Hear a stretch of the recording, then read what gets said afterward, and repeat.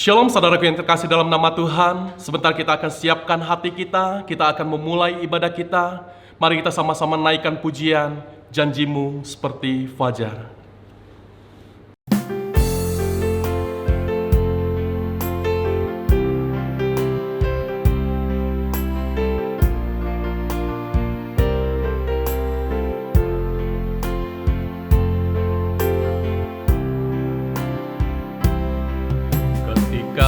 Hadapi kehidupan ini, jalan mana yang harus ku pilih? Ku tahu ku tak mampu, ku tahu ku tak sanggup. Hanya Kau Tuhan tempat jawabanku. Aku pun tahu tak pernah sendiri, sebab Engkau Allah yang menggendongku. Tanganmu membelaiku, cintamu memuaskanku. Kau mengangkatku ke tempat yang tinggi. Janjimu seperti fajar pagi hari, yang tiada pernah terlambat bersinar.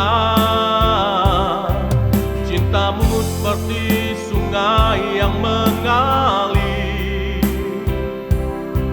dan ku tahu betapa dalam kasih-Mu.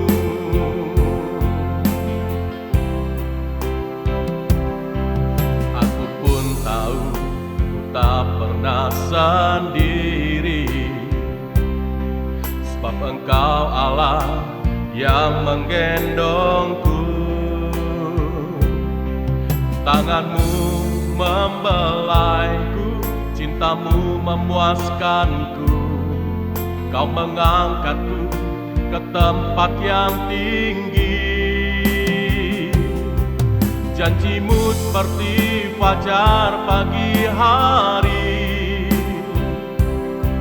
yang tiada pernah terlambat bersinar.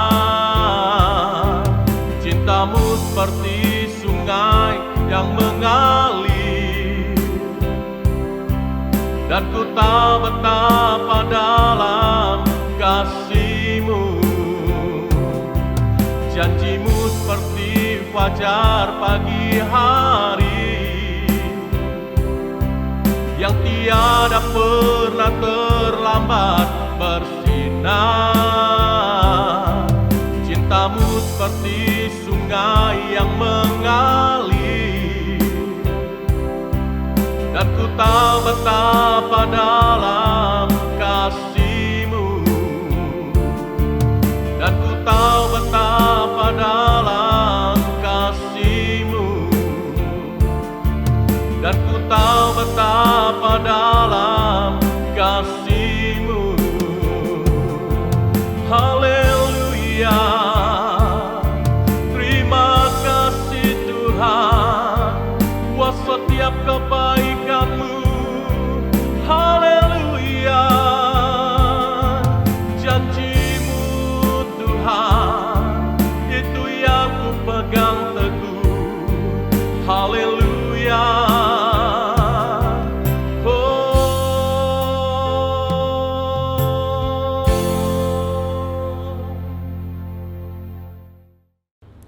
Saudaraku yang kekasih, selamat hari Minggu.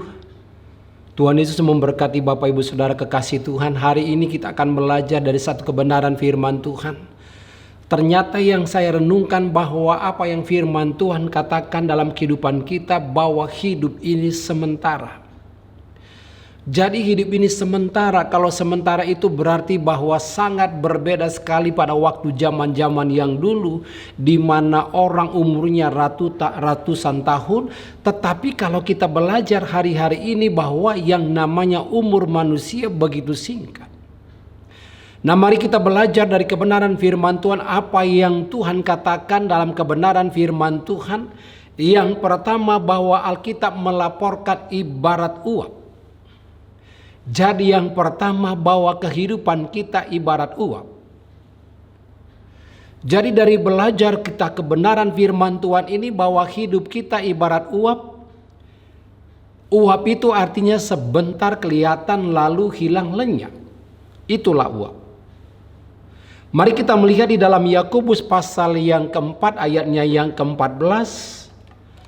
Sedang kamu tidak tahu apa yang akan terjadi besok. Apakah arti hidupmu? Hidupmu itu sama seperti uap yang sebentar saja kelihatan lalu lenyap. Jadi hidup kita sebentar kelihatan lalu lenyap. Maka itu berarti bahwa betapa kita harus menyadari bahwa yang namanya hidup kita ini bagaikan uap. Hanya sementara lalu lenyap.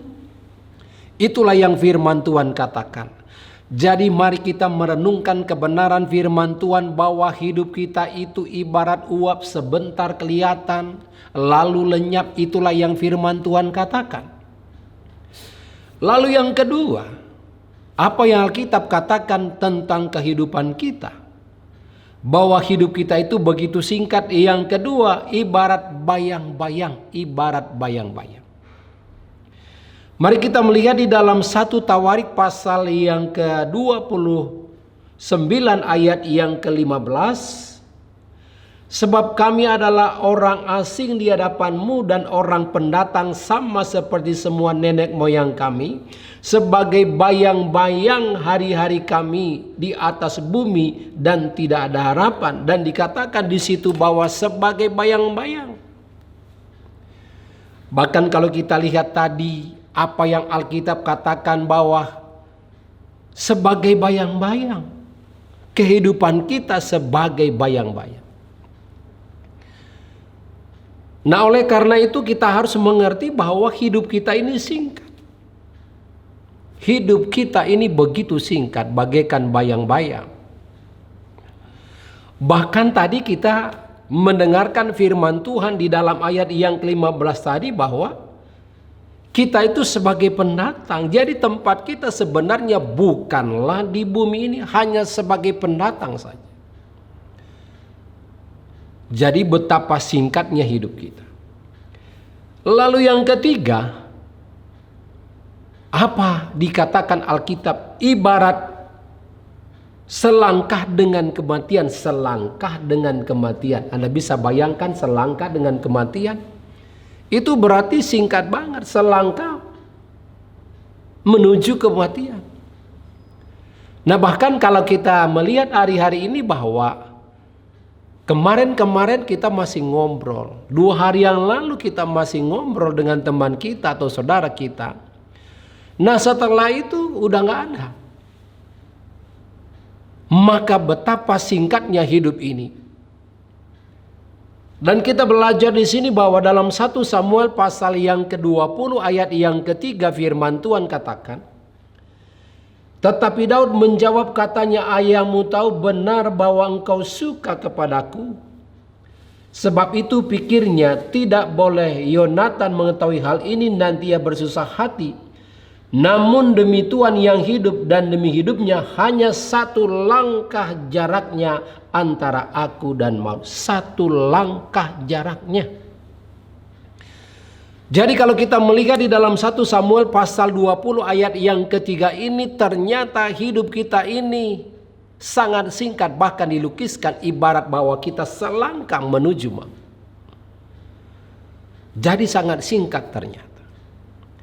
Nah, oleh karena itu kalau kita pelajari dari kebenaran firman Tuhan yang saya sampaikan tadi, yang pertama ibarat uap, yang kedua ibarat bayang-bayang, yang ketiga ibarat selangkah dengan kematian. Jadi sangat singkat hidup kita.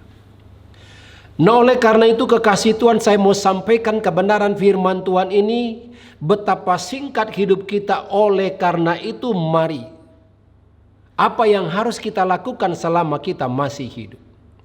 Apa yang harus kita kerjakan selama kita masih hidup? Apa yang harus kita renungkan? Apa yang harus kita perbuat selama kita masih hidup? Nah, firman Tuhan mengatakan kalau mau melihat hari-hari baik, kalau mau melihat hari-hari baik. Kalau mau melihat hari-hari yang baik. Apa yang Tuhan katakan? Apa yang firman Tuhan katakan? Di dalam Mazmur pasal yang ke-34 ayat 14 berkata, jagalah lidahmu terhadap yang jahat dan bibirmu terhadap ucapan-ucapan yang menipu. Jagalah lidahmu. Jadi kalau kita mau melihat hari-hari yang baik, apa yang Alkitab katakan, jagalah lidah kita dari ucapan-ucapan yang menipu. Kalau kita mau melihat hari-hari ini adalah hari-hari yang baik. Jadi kalau kita mengerti, kalau kita memahami bahwa yang namanya hari-hari ini begitu singkat, hidup ini begitu singkat, mari kita mengisi hari-hari ini dengan cara apa? Kita menjaga lidah kita dari ucapan-ucapan yang menipu. Jadi kita menjaga lidah kita. Supaya apa? Supaya kita boleh melihat hari-hari yang baik. Ya sudah, barang tentu bahwa semua orang, semua umat Tuhan, semua jemaat pasti mau melihat bahwa dia mau melihat hari-hari yang baik. Nah, firman Tuhan ini mengingatkan kita di dalam Mazmur 34 ayat yang ke-14 ini berkata bahwa jagalah lidah kita, jaga mulut kita dari ucapan-ucapan yang menipu. Jadi kita harus menjaga lidah kita dari hari ke hari. Kita harus menjaga lidah kita supaya apa? Supaya kita bisa melihat hari-hari yang baik di kemudian hari. Karena ternyata hidup ini begitu singkat. Lalu yang kedua, apa yang harus kita lakukan selama kita hidup? Apa yang harus kita pelajari kalau kita masih hidup? Yang kedua, firman Tuhan katakan di dalam Mazmur 34 ayatnya yang ke-15a, jauhilah yang jahat dan lakukanlah yang baik. Jauhilah yang jahat dan lakukanlah yang baik kalau mau melihat hari-hari baik di depan ini. Jadi Bapak Ibu Saudara kekasih Tuhan, saya mau menyampaikan kebenaran firman Tuhan selama kita masih hidup, selama kita masih ada di bumi ini. Maka yang kedua, jauhilah yang jahat dan lakukanlah yang baik. Jauhilah yang jahat. Jadi artinya kalau Anda misalnya tahu di situ ada jahat, maka Anda menjauhinya. Jangan malah mendatanginya, tetapi menjauhinya. Dan lakukanlah yang baik. Lakukan yang baik itu misalnya di mana? Di masyarakat, di keluarga, di rumah tangga, dalam pelayanan, di tempat pekerjaan. Maka firman Tuhan ini mengingatkan kita, lakukanlah yang baik, jauhilah yang jahat. Yang jahat itu sebenarnya apa? Contohnya apa? Kalau misalnya Anda bekerja misalnya. Kalau Anda bekerja misalnya pas pada waktu bos Anda tidak ada, Anda cuma sendiri di situ, Anda tidur-tiduran. Nah, itu nggak baik namanya. Atau misalnya yang jahat itu apa? Yang jahat itu pada waktu Anda disuruh kemana, misalnya ke tempat A, tetapi Anda pergi ke tempat B. Nah, ini kan namanya nggak baik. Maka selama kita hidup di sini supaya kita melihat hari-hari yang baik, maka firman Tuhan katakan di sini, jauhilah yang jahat. Jadi jauhi, jangan deketin, jauhilah yang jahat. Ada banyak orang hari-hari ini senang ngegosip. Anda ikut nimbrung di situ, bergosip, makin digosok makin sip. Jadi justru dijauhilah yang namanya gosip ini. Nah, kadang-kadang kalau yang namanya omongan bisa ditambah, tapi kalau uang bisa berkurang. Maka belajar dari kebenaran firman Tuhan ini, kalau kita mau melihat hari-hari yang baik, jauhilah kejahatan. Tahukah Anda apa yang dimaksud dengan kejahatan hari-hari ini? Ada banyak orang hari-hari ini melakukan kejahatan di rumah tangga, melakukan kejahatan di tempat pekerjaan, di masyarakat, Nah, mari belajar dari kebenaran firman Tuhan ini mengingatkan kita supaya kita menjauhi yang jahat dan melakukan yang baik. Nah, itu yang kedua. Lalu yang ketiga, apa yang kita harus lakukan selama kita masih di bumi ini supaya kita bisa melihat hari-hari yang baik. Yang ketiga, carilah perdamaian dan berusahalah mendapatkannya dalam Mazmur 34 ayat 15b. Carilah perdamaian dan berusahalah mendapatkannya. Carilah perdamaian. Jadi ketika Anda misalnya ngobrol dengan satu orang, atau dengan teman, atau siapa saja, atau mungkin selama ini Anda bermusuhan, carilah perdamaian. Jadi berdamai. Jangan sampai Anda berlarut-larut, apalagi misalnya kita sudah melewati yang namanya pandemi ini. Setahun 3 bulan kurang lebih.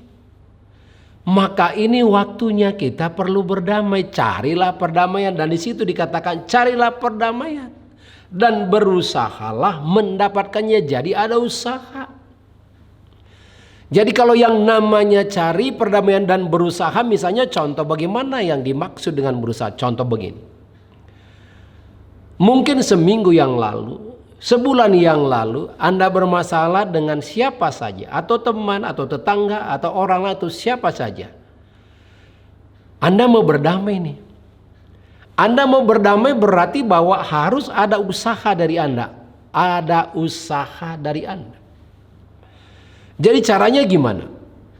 Kalau memang dia dekat, satu kota dengan Anda, atau mungkin Anda sering lewat dari rumahnya, Anda boleh ngomong sama dia, datang ke rumahnya minta maaf. Atau misalnya sulit, kalau sulit itu caranya gimana? Anda bisa telepon, Anda bisa WA. Nah, minta maaf itu namanya mencari perdamaian. Jadi jangan cari keributan. Yang saya rumuskan begini, kalau yang namanya masalah kecil ditiadain atau diberesin, yang gede diperkecil, yang kecil ditiadain. Nah begitu. Jangan sampai Anda misalnya ketika ada masalah, bahkan yang tadinya tidak ada masalah, dicari-cari masalah. Itu namanya tidak mencari perdamaian. Bahkan di sini dikatakan berusahalah mendapatkannya, berusahalah mendapatkannya. Kalau Anda misalnya membutuhkan sesuatu atau membeli barang misalnya, Anda butuh banget. Caranya Anda gimana? Caranya Anda adalah berusaha, atau lewat misalnya beli via online, atau misalnya ke tokonya. Itu namanya ada usaha, berusaha mendapatkannya. Sama halnya dengan kita berusaha untuk mendapatkan yang namanya perdamaian. Perdamaian itu diusahakan supaya apa? Supaya Anda dapat. Lewat telepon, lewat WA, atau datang ke tempat orang itu supaya apa? Supaya berdamai. Bagaimana caranya? Anda ngomong kepada dia. Mungkin beberapa waktu yang lalu saya melakukan kesalahan, melakukan yang tidak sesuai dengan keinginan Anda. Maafin saya, udah. Caranya Anda berdamai. Nah, pada waktu Anda berdamai dan di situ dikatakan berusahalah mendapatkannya, berusaha mendapatkan. Jadi dari kebenaran firman Tuhan ini kita boleh pelajari bahwa selama kita hidup, kita harus mengisi hari-hari ini supaya kita menemukan hari yang baik. Lalu yang berikut, sekalipun memang hari-hari ini singkat, hidup ini singkat, hanya sementara kita di bumi ini. Tetapi saya mau kasih tahu di situ firman Tuhan katakan bahwa Tuhan menjamin hidup kita. Dia menjamin hidup kita, hidup yang kekal. Ketika misalnya kita tidak ada di bumi ini, Tuhan menjamin hidup kita. Nah, mari kita lihat dalam firman Tuhan di dalam Yohanes pasal yang ke-10 ayat yang ke-28. Firman Tuhan katakan, dan aku memberikan hidup yang kekal kepada mereka, dan mereka pasti tidak akan binasa sampai selama-lamanya, dan seorang pun tidak akan merebut mereka dari tanganku. Nah, firman Tuhan katakan sekalipun kita tahu bahwa di bumi ini kita sementara, begitu singkat hidup kita. Tetapi Yesus menjanjikan bahwa kita memiliki hidup yang kekal. Nah, setelah kita meninggal, maka kita memiliki hidup yang kekal. Bagaimana caranya kita memiliki hidup yang kekal? Caranya adalah, langkah-langkahnya yang pertama adalah ketika Anda berdosa. Kalau kita lihat di dalam Yesaya 59 ayat 1 dan 2. Gara-gara dosa itu maka ada 3 hal yang terjadi. Yang pertama, Tuhan menyembunyikan diri. Tuhan tidak mendengar. Lalu yang ketiga, hubungan kita terputus dengan Tuhan. Jadi pada waktu Anda berdosa di hadapan Tuhan, Anda caranya untuk menerima keselamatan itu, menerima hidup yang kekal itu, yang pertama Anda harus mengaku segala dosa Anda. Pada waktu Anda mengaku segala dosa Anda, firman Tuhan katakan bahwa ketika Anda mengaku dosa Anda, maka Dia menyucikan Anda. Maka pada waktu Anda disucikan, maka dosa tadi sudah dihapuskan atau disucikan. Pada waktu kapan? Pada waktu Anda mengaku dosa. Lalu yang kedua, langkah Anda untuk menerima keselamatan adalah pada waktu Anda mengaku dosa. Yang kedua adalah mengundang Tuhan Yesus masuk dalam hati Anda. Caranya bagaimana? Tuhan Yesus, saya membuka hati saya. Tuhan Yesus, masuklah dalam hati saya. Saya jadikan Engkau sebagai Tuhan dan Juru Selamat saya secara pribadi. Dalam nama Tuhan Yesus, amin. Nah, pada waktu Anda mengundang Yesus masuk dalam hati Anda, maka itu berarti bahwa Yesus sudah ada dalam hati Anda. Dan pada waktu Anda mengundang Yesus dalam hati Anda dan Yesus ada dalam hati Anda, maka itu merupakan jaminan Anda masuk ke dalam surga dan menerima hidup yang kekal. Jadi bagi Bapak Ibu Saudara kekasih Tuhan yang mungkin belum yakin tentang kepastian keselamatannya, maka Anda melakukan setelah selesai saya menyampaikan firman Tuhan ini, Anda melakukannya. Mungkin Anda mendengar atau mungkin di mana saja pun Anda berada, pada waktu Anda mendengar kebenaran firman Tuhan ini, Anda tahu bahwa saya ini belum diselamatkan nih. Langkahnya adalah mengaku dosa. Lalu yang kedua, mengundang Yesus masuk dalam hati Anda. Lalu yang berikut, yang ketiga, mengucap syukur kepada Tuhan. Karena apa? Karena Yesus sudah ada dalam hati Anda, merupakan jaminan dalam hidup Anda untuk masuk surga atau menerima hidup yang kekal. Dan Yesus menjamin itu. Jadi adakah di antara Bapak Ibu Saudara kekasih Tuhan yang belum yakin tentang keselamatannya? Mari. Tahu bahwa hidup ini singkat. Tahu bahwa hidup ini sementara. Hanya bagaikan uap, bagaikan bayang-bayang selangkah menuju maut. Maka itu berarti jangan lagi menunda-nunda untuk hari esok ketika Anda tahu bahwa Anda belum menerima kepastian keselamatan ini. Maka ini waktunya mengaku dosa dan mengundang Yesus masuk dalam hati saudara. Bahkan kalau kita lihat di dalam Yohanes 10 ayat 28 ini, saya lanjutkan firman Tuhan katakan bahwa tidak ada satu orang pun yang merebut mereka dari tanganku, kata Tuhan Yesus. Jadi tidak ada seorang pun yang mampu merebut kita dari tangan Tuhan Yesus. Karena apa? Dia berkuasa, Dia maha kuasa. Dan Dia berkata bahwa Dia menjamin hidup kita, menjamin keselamatan kita. Bahkan kalau Dia menjamin keselamatan kita, kita tidak perlu khawatir, kita tidak perlu cemas. Karena apa? Karena kita tahu pada waktu kita dipanggil Tuhan, sekalipun hidup ini sementara, kita tahu persis kita bersama Tuhan untuk selama-lamanya. Karena apa? Karena Yesus yang sudah kita undang masuk dalam hati kita merupakan jaminan dalam kehidupan kita. Kita masuk ke dalam surga dan merupakan jaminan keselamatan kita. Bahkan Tuhan bilang tidak ada satu orang pun yang mampu merebut kita dari tangan Tuhan yang sangat luar biasa itu. Nah, Bapak Ibu Saudara kekasih Tuhan, nah hari ini dimanapun saudara berada, Jadi jangan menyia-nyiakan kesempatan yang Tuhan berikan, karena hidup kita ini hanya sangat sementara.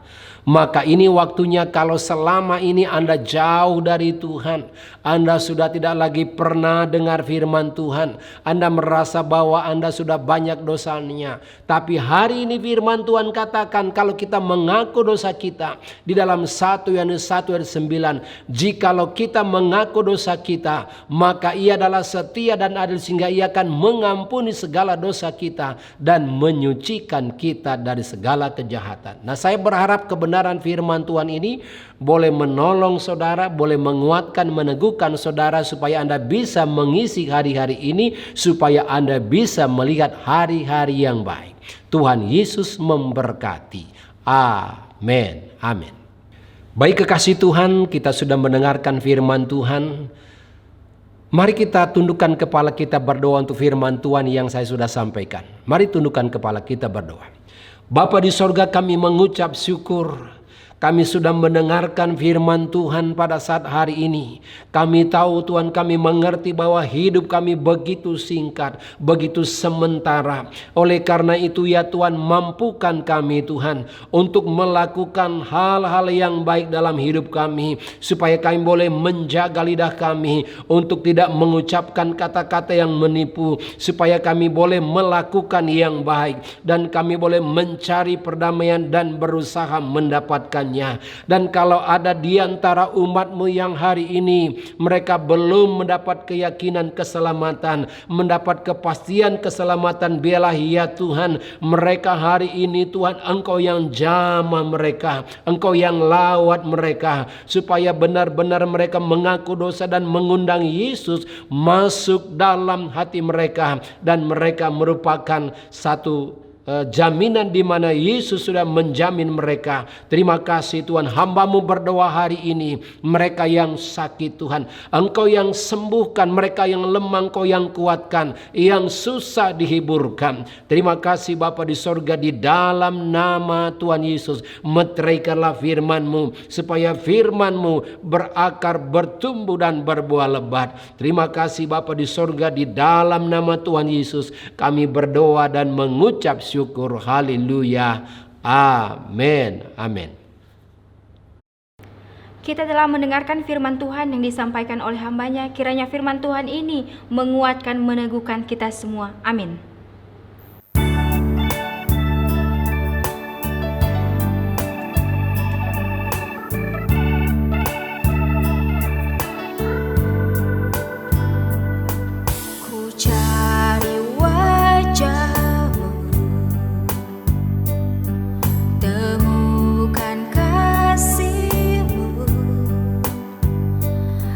Bukan Tuhan yang jauh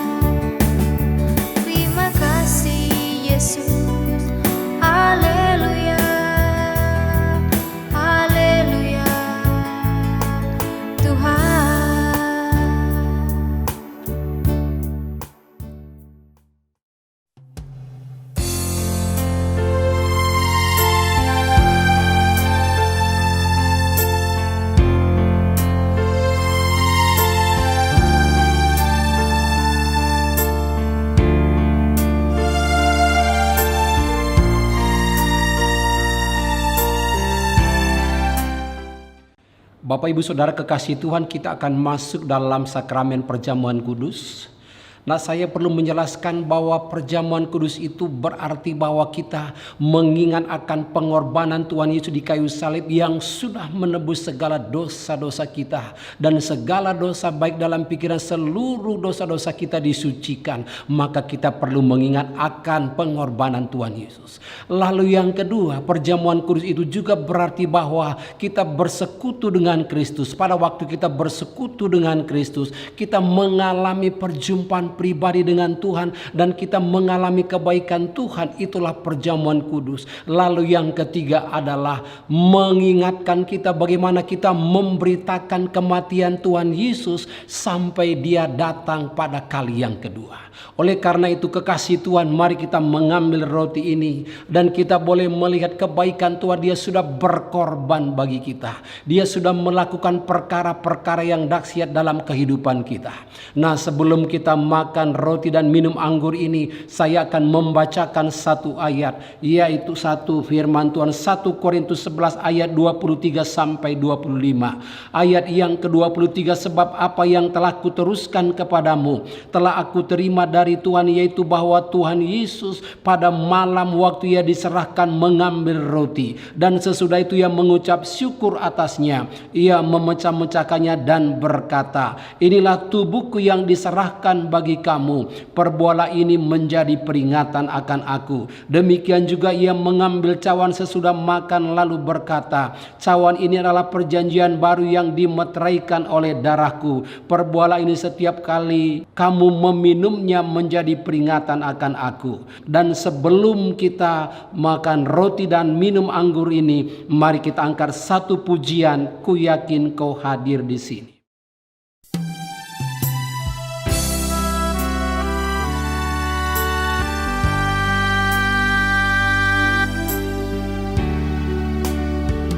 Ku yakin kau hadir di sini, ku rasakan kuasa yang tak terbatas. Ku yakin kau nyata di sini, kemenangan terjadi di sini. Oh, ku yakin kau hadir di sini, ku rasakan kuasa yang tak terbatas. Ku yakin kau nyata di sini, kemenangan terjadi di sini, kesembuhan terjadi di sini, kelepasan terjadi di sini.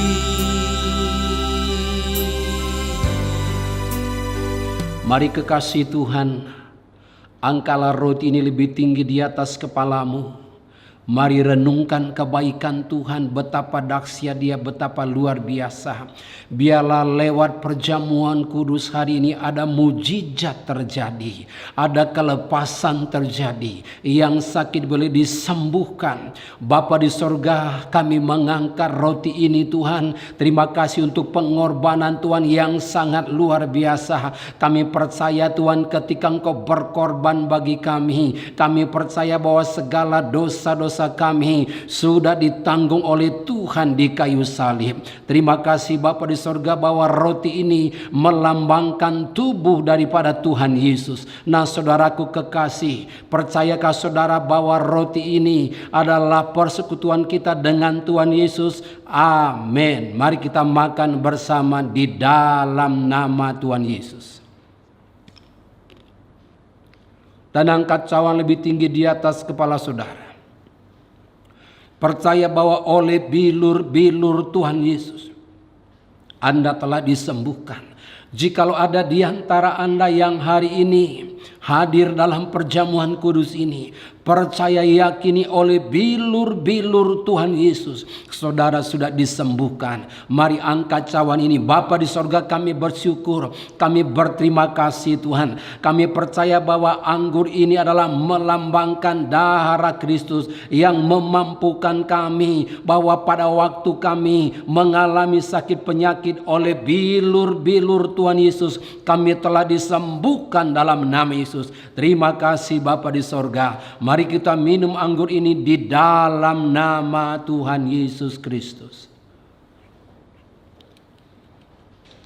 Bapa di sorga, kami mengucap syukur Tuhan. Kami sudah melakukan perjamuan kudus ini. Kami percaya Tuhan, lewat perjamuan kudus ini kami boleh mengalami perjumpaan pribadi dengan Tuhan. Hamba-Mu berdoa ya Tuhan, mereka yang jauh dengan Tuhan selama ini, mereka dekat dengan Tuhan. Bahkan kami berdoa di dalam nama Yesus Tuhan, mereka yang sakit Tuhan hari ini oleh bilur-bilur Tuhan Yesus, jadilah sembuh, jadilah sembuh. Terima kasih Bapa di sorga. Kami bersyukur, kami berterima kasih. Biarlah setiap umat-Mu hari ini yang hadir dalam perjamuan kudus ini, mereka boleh mengalami lawatan Tuhan, mereka boleh mengalami jamahan Tuhan. Terima kasih Bapa di sorga. Di dalam nama Tuhan Yesus kami berdoa dan mengucap syukur. Haleluya. Amin. Amin. Kekasih Tuhan, ini waktunya Anda menerima berkat dari Bapa kita. Angkatlah kedua belah tanganmu, terima berkat, aktifkan imanmu, dan aminkan setiap apa yang saya ucapkan. Diberkatilah keluargamu, diberkatilah kesehatanmu, diberkatilah pelayananmu, diberkatilah pekerjaanmu, diberkatilah usahamu, mulai dari sekarang sampai selama-lamanya. Biarlah kiranya damai sejahtera dari Allah Bapa dan dari Tuhan Yesus Kristus yang sudah rela berkorban, dan Roh Kudus yang setia menghibur, menguatkan, meneguhkan saudara dari hari ini sampai selama-lamanya, sampai Yesus datang yang kedua kali. Semua yang percaya katakan amin. Amin. Amin.